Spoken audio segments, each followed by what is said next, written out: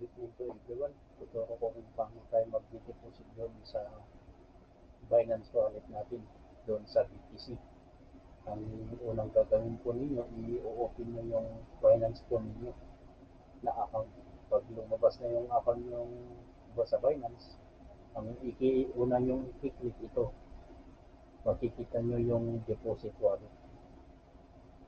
Yan, deposit and withdrawal. Kung na-click nyo na po yan, ang lalabas po dyan ito. Ito pala. Yan. Ito ang lalabas. Ang ito yung pinaka-wallet address po ninyo. Yan. Ang gagawin po ninyo dyan, i-copy nyo. Copy. Click nyo lang po ito. Itong rectangular na quad.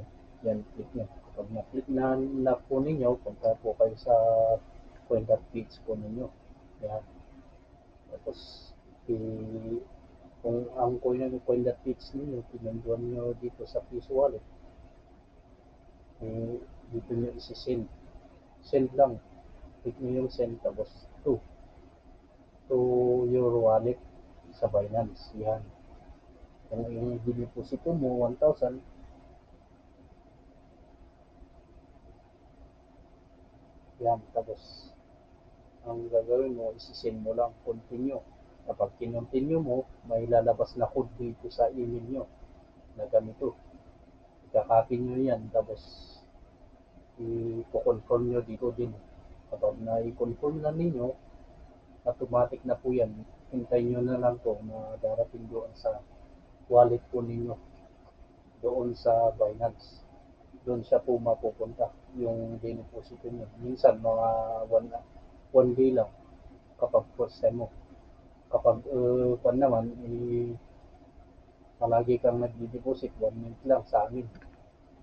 Sa amin, 1 month lang. Pero kung mga first time mo, 1 day, katagal ang mag-deposito. Ganun lang po kasimple pa mag-deposit doon sa Binance wallet natin. Salamat po sa pakikinig, panonood. Pati-share na lang po at pati-subscribe na lang po ng ating YouTube channel.